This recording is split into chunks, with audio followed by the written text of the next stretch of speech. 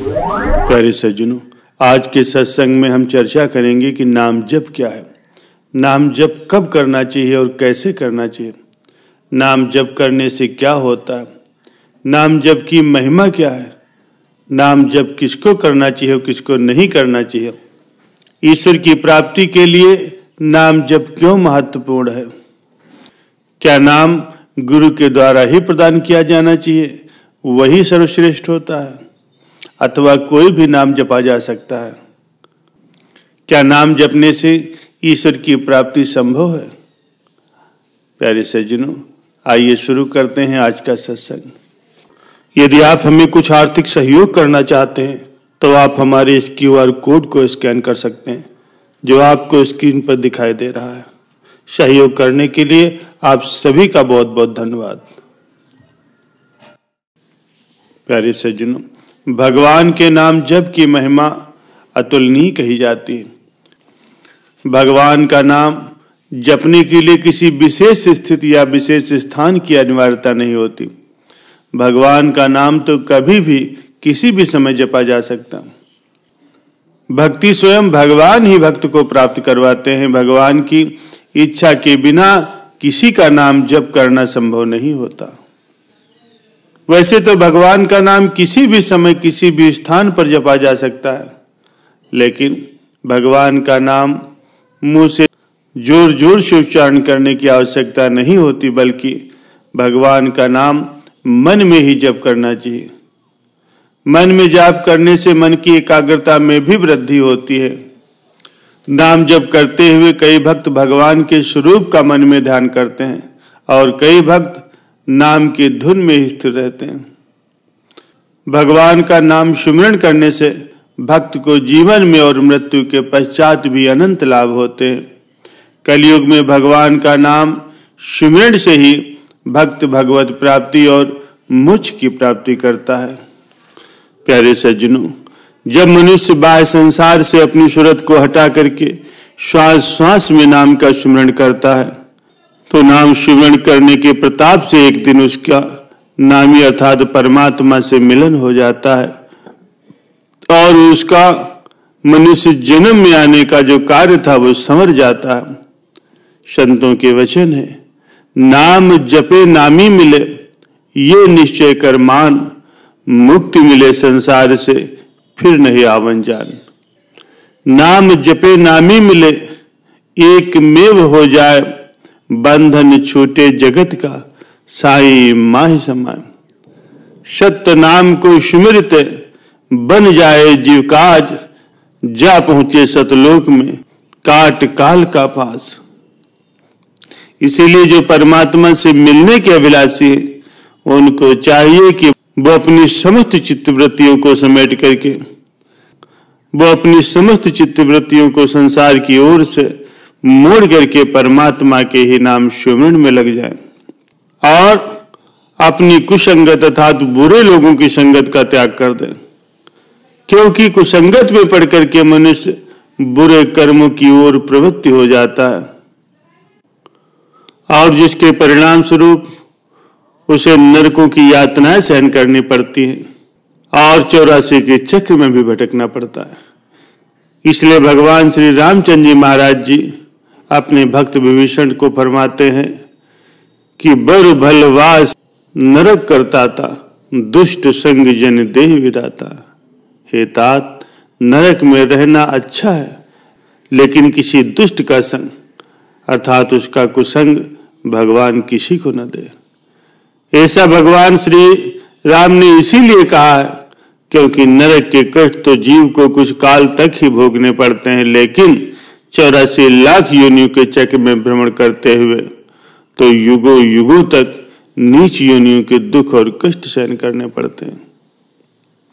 इसीलिए सभी संतों, महापुरुषों और ऋषि मुनियों ने कुसंग को अथवा बुरी संगत को त्यागने पर बल दिया है। प्यारे सज्जनों, कुसंगत का सदा ही त्याग करना चाहिए, क्योंकि कुसंगत काम, क्रोध, मोह, लोभ, बुद्धि नाश और सर्वनाश का भी कारण है। प्यारे सज्जनों, इस विषय में अजामिल का प्रमाण जगत प्रसिद्ध है।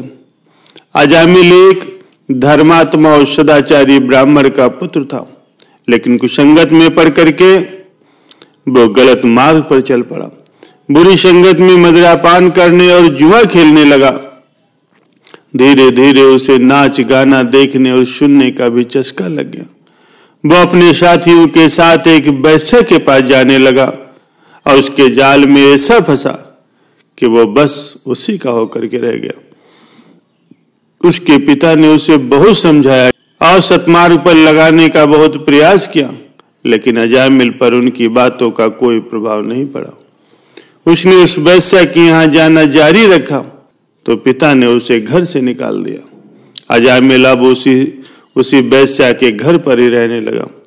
वैश्य को प्रसन्न करने के लिए धन की आवश्यकता होती, दूसरे उसे मदिरापान करने और जुआ खेलने की भी लत थी। पहले तो वो घर से किसी न किसी युक्ति से धन ले आता था, क्योंकि उसके पिता के पास काफी धन संपत्ति थी, परंतु घर से निकाले जाने के पश्चात अब वो धन कहां से लाए। घर के द्वार तो उसके लिए बंद हो चुके थे। धन प्राप्ति का कोई अन्य उपाय तो उसे सूझा नहीं। उसने अपने साथियों का एक गिरोह बना लिया और लूटपाट करने लगा। बुरी संगत ने उसे डाकू, लुटेरा, शराबी और कदाचारी बना दिया और पतन के गर्त में उसे गिरा दिया। वो बहुत बदनाम हो गया और सब लोगों की दृष्टि से भी गिर गया। प्यारे सज्जनों, ये होता है कुसंगत का प्रभाव। लेकिन उसके पिछले जन्म के कुछ शुभ कर्म ऐसे थे जिसके कारण उसे सत्संगत की प्राप्ति हो गई और उसकी जीवन धारा ही बदल गई।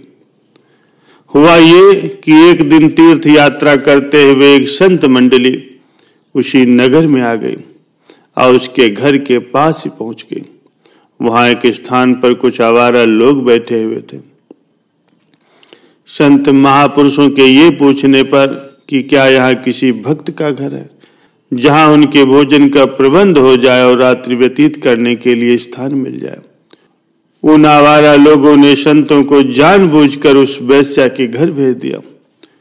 उनका विचार था कि वो वैश्य और अजामिल जब संतों को देखेंगे तो उन्हें खूब खरी खोटी सुनाएंगे और अपमानित करेंगे, लेकिन विधाता को तो कुछ और ही मंजूर था। जब संत मंडली उस वैश्य के घर पहुंची, उस समय अजामिल घर पर नहीं था। द्वार खटखटाए जाने और भक्त अजामिल द्वार खोलो की आवाज सुन करके वो वैश्य पहले तो हैरान हुई और फिर उसने द्वार खोल दिया। द्वार पर संत मंडली को देख करके वो वैश्य और भी अधिक चकित हो गए, लेकिन अजामिल के साथ साथ चूंकि उसके जीवन के भी सुधार का समय अब आ चुका था, इसलिए उसने संत मंडली का स्वागत किया।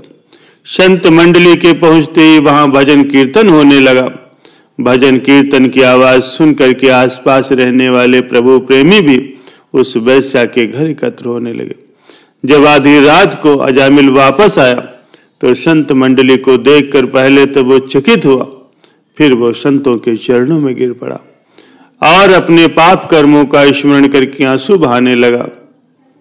संतों की पावन संगत ने उसे और उसके साथ साथ उस वैश्य को भी पावन बना दिया और शेष जीवन उन्होंने भगवान के सुमिरन, भजन, सत्संग और संत सेवा में व्यतीत करके अपने जन्म को धन्य कर लिया।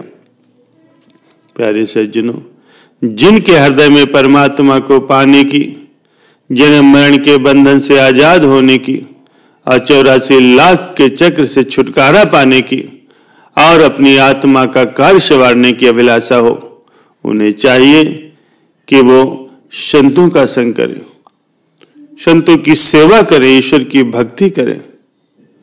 ऐसा करने से वो अपने वास्तविक उद्देश्य को पूरा करने अर्थात अपनी जीवात्मा का कार्य संवारने और ईश्वर को प्राप्ति करने में अवश्य ही सफल होंगे।